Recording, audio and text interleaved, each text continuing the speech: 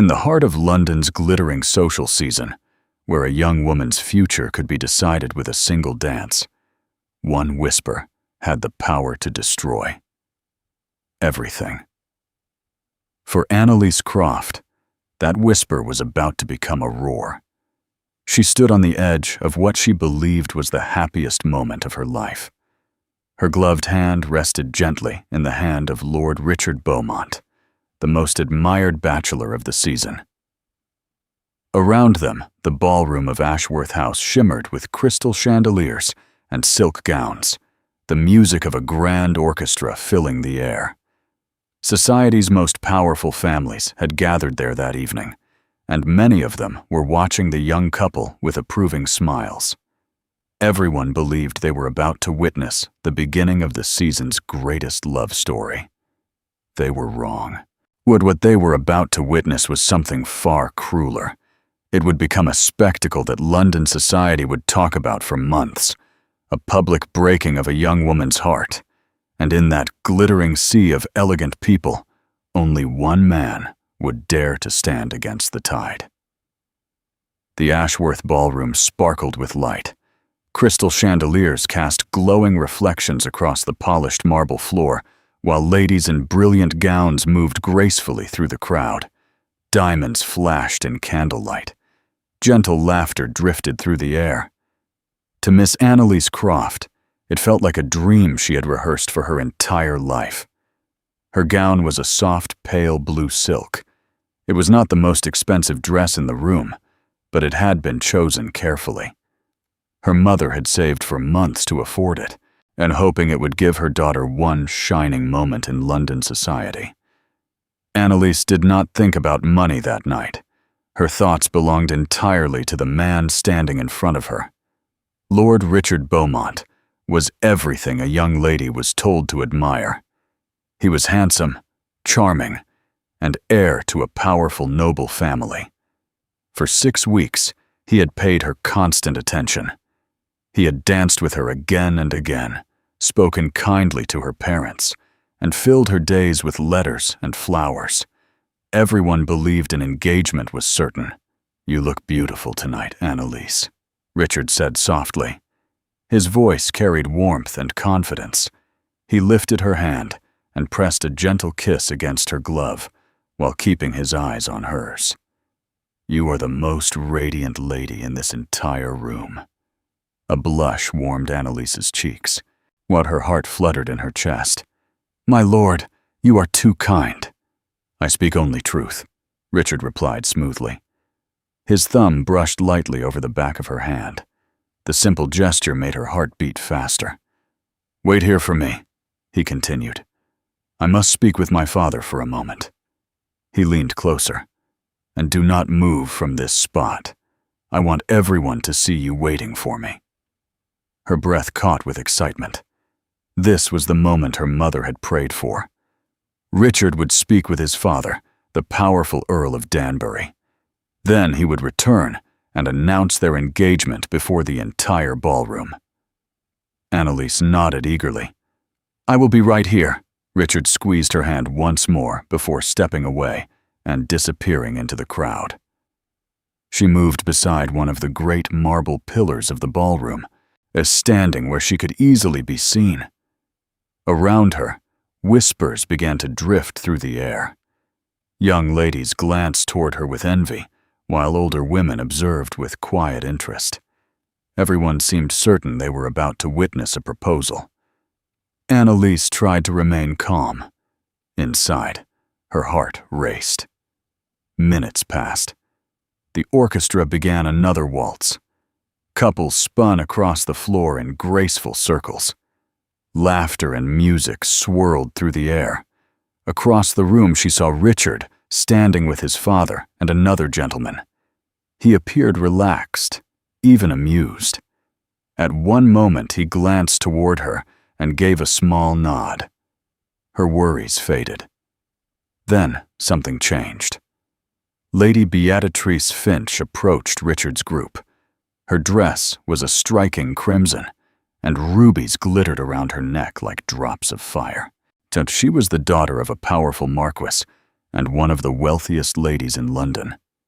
Analise watched uneasily as Beatrice placed a hand on Richard's arm. They spoke. They laughed. The Earl of Danbury smiled proudly and clapped his son on the shoulder. Then Richard offered Beatrice his arm. A cold feeling spread slowly through Annalise's chest. Surely it was nothing. Surely he would return soon. Then the music stopped.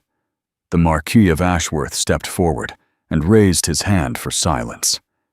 The entire ballroom grew quiet. "My lords and ladies," he announced loudly, "it is my pleasure to give the floor to my dear friend, the Earl of Danbury, who has a joyful announcement to make." Annalise's breath caught. Something felt wrong. This was not how it was supposed to happen. Richard was meant to stand beside her. Instead, he stood beside Lady Beatrice. The Earl stepped forward proudly. "It gives me great happiness," he said, "to announce the formal betrothal of my son and heir, Lord Richard Bowmont."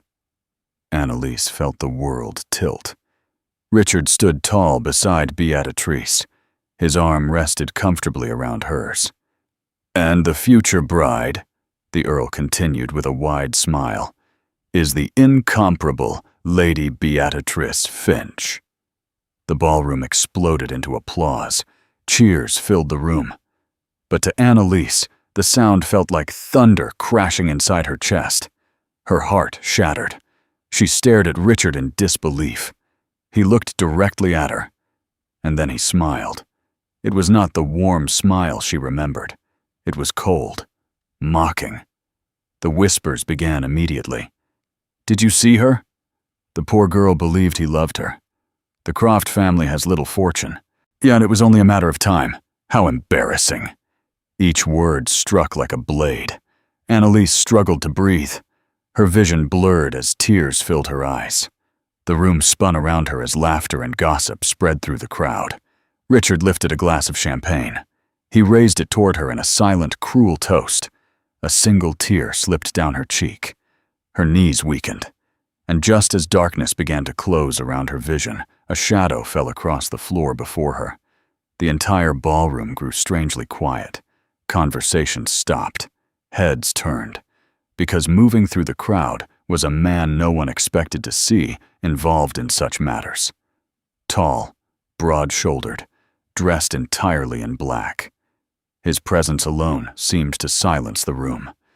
It was Gideon Blackwood, the Duke of North Cumberland, the Ruthless Duke, a man known for his immense wealth and his even more fearsome reputation. He rarely attended social gatherings, and when he did, people avoided his gaze. He was the last man anyone expected to show compassion, yet he was the only one who moved. The crowd parted as he walked forward. His dark eyes swept across the room with quiet authority, silencing every whisper. Then his gaze settled on Analise. She flinched slightly, expecting the same pity or amusement she had seen in every other face. But his expression held neither, only a deep, unreadable calm. He stopped directly in front of her, blocking the view of the crowd. Without a word, he removed his black coat and draped it over her shoulders. The warm wool wrapped around her like a shield. "Miss Croft," he said quietly. His voice was deep and steady. She tried to speak, but the words would not come. His gaze briefly moved toward Richard and Beatrice, across the room. A flicker of displeasure crossed his face. Then he looked back at her.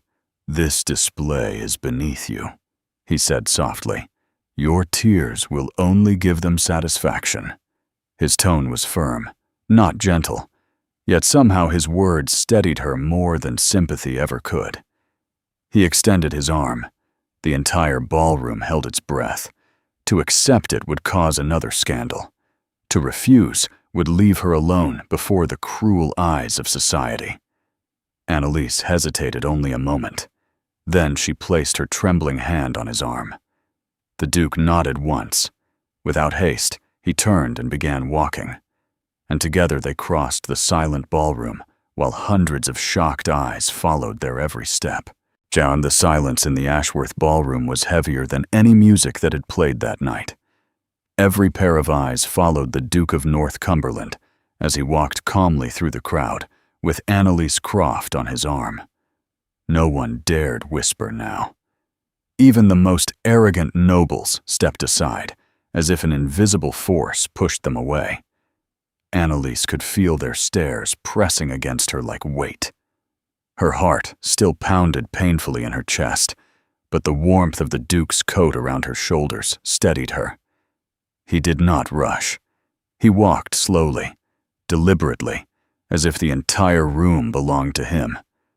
They passed directly in front of Richard Bowmont and Lady Beatrice. Richard's confident smile had vanished. His expression was tight with anger and disbelief. Beatrice looked even worse, her lips curled in open fury.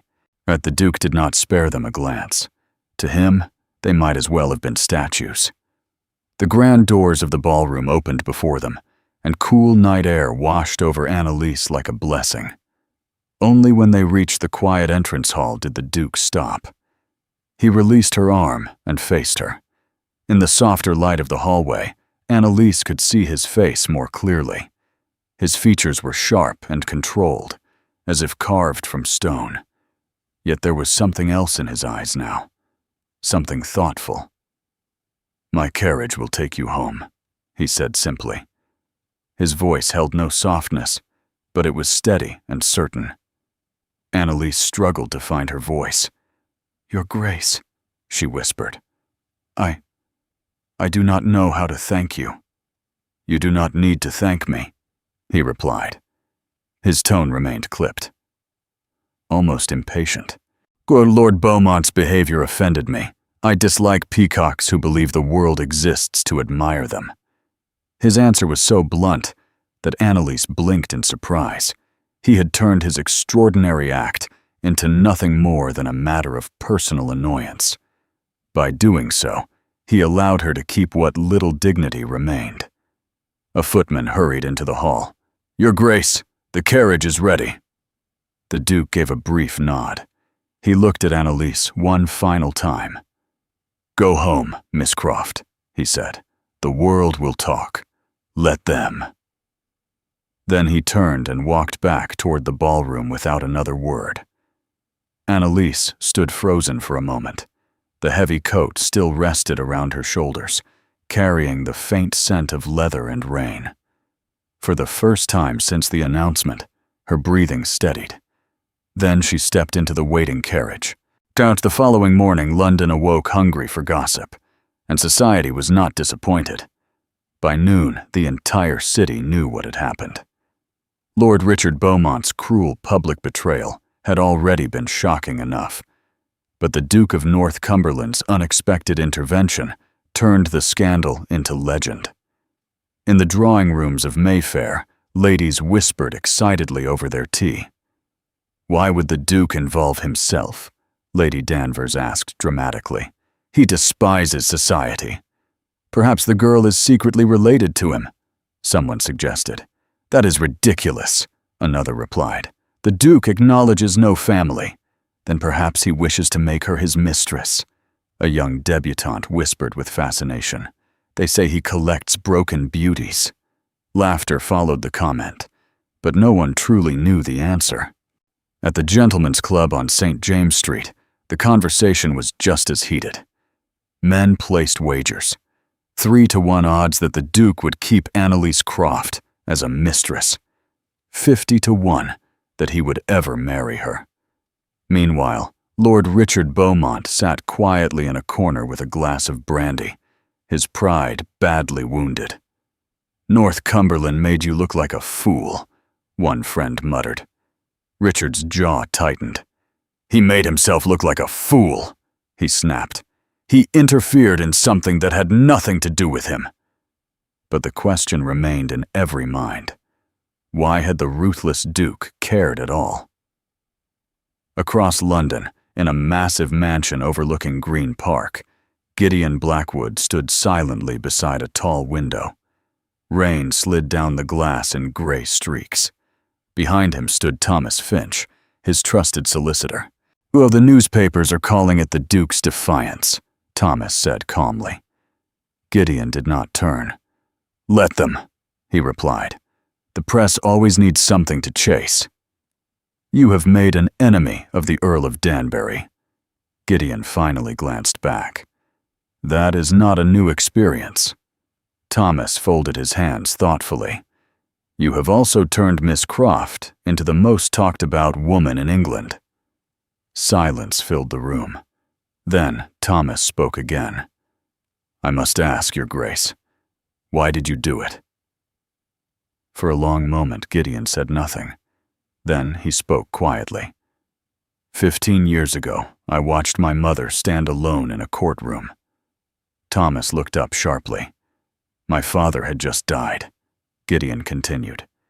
"His business partners accused her of ruining his estate. They insulted her, humiliated her." His voice remained calm, but something darker lived beneath the words. "They tore her apart while society watched."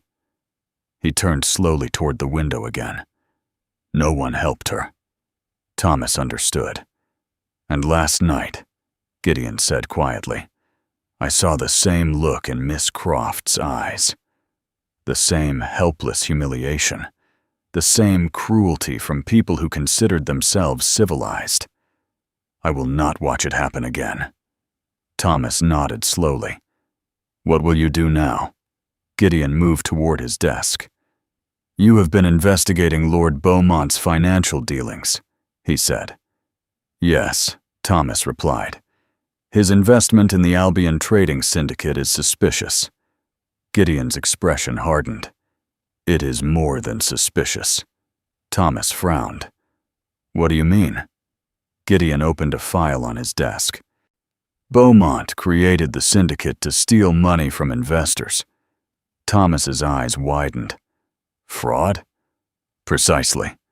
Gideon pointed to one name on the list. Samuel Croft. Miss Croft's father invested nearly everything he had. Thomas stared at the page. So Bowmont did not only break her heart. He planned to destroy her family as well. Gideon's voice turned cold. "That sort of cruelty deserves a lesson." Thomas slowly closed the file. "What is your plan?" Gideon picked up a blank sheet of paper. "I intend to ruin him." 3 days later, a black carriage bearing the crest of the Duke of North Cumberland stopped outside the modest Croft residence. Inside the house, the past 3 days had been painful.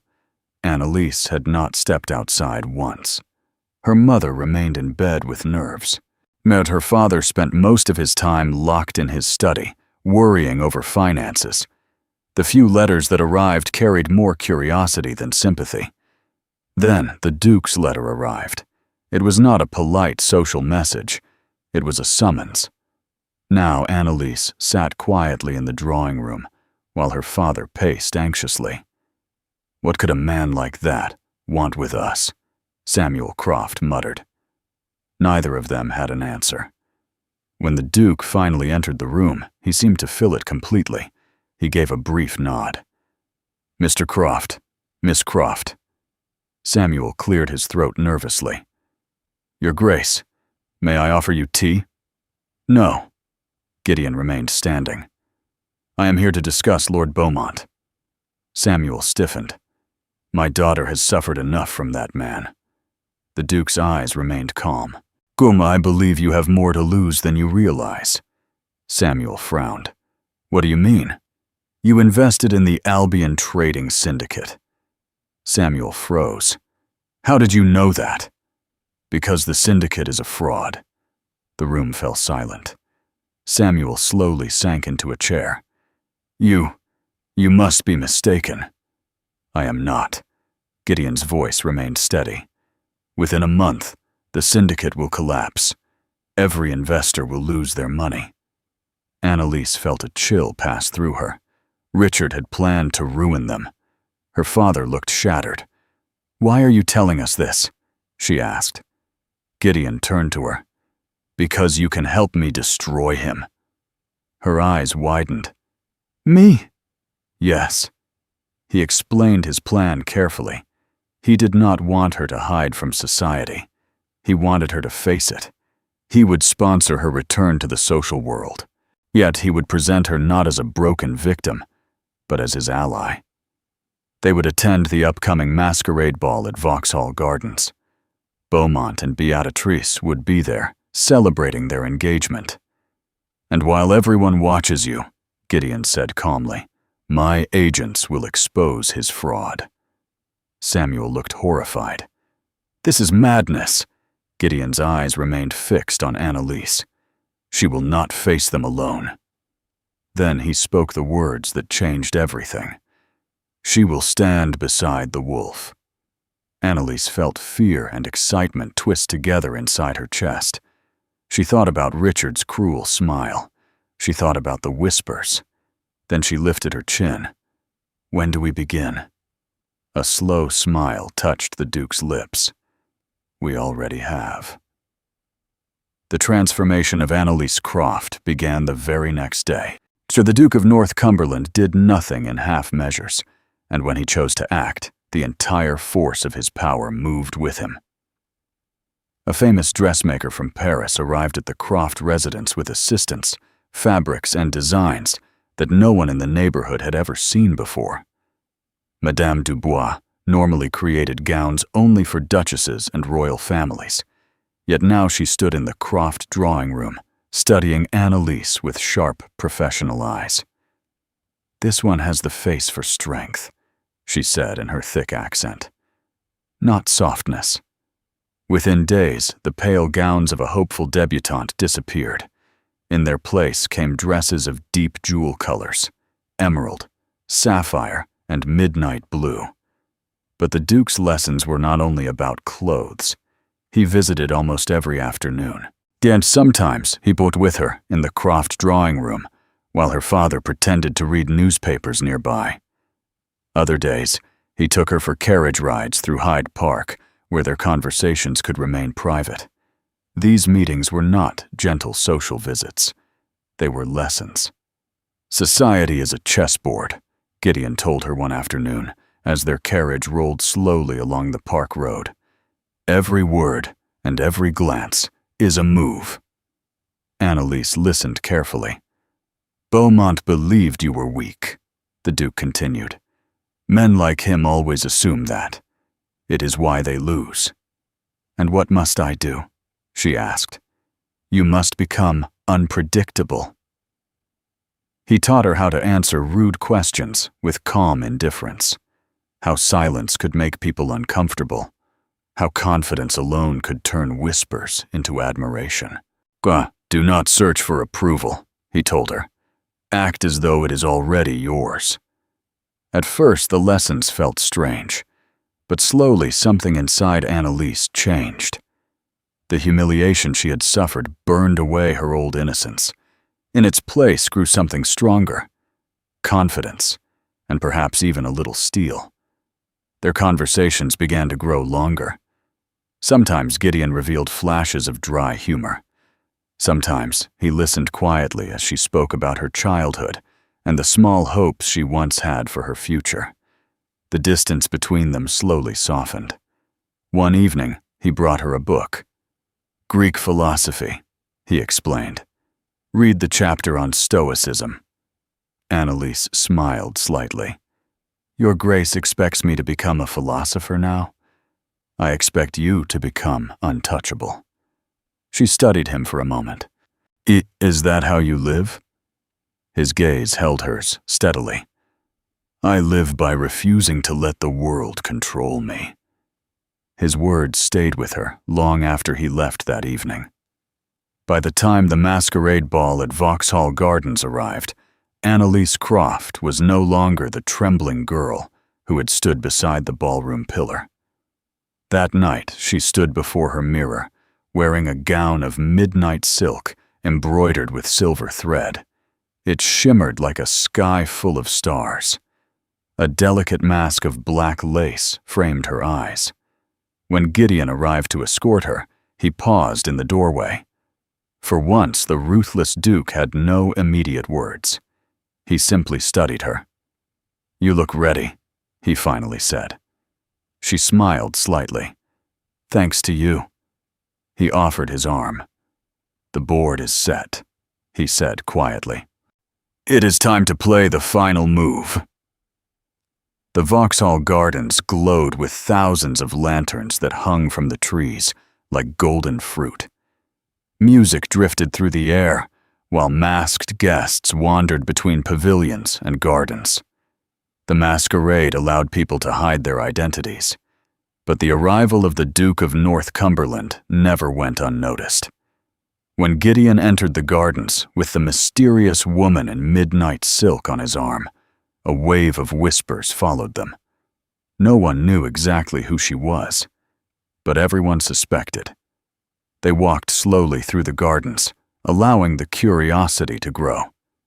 Finally, they reached the promenade, where Richard Bowmont and Lady Beatrice stood surrounded by admirers.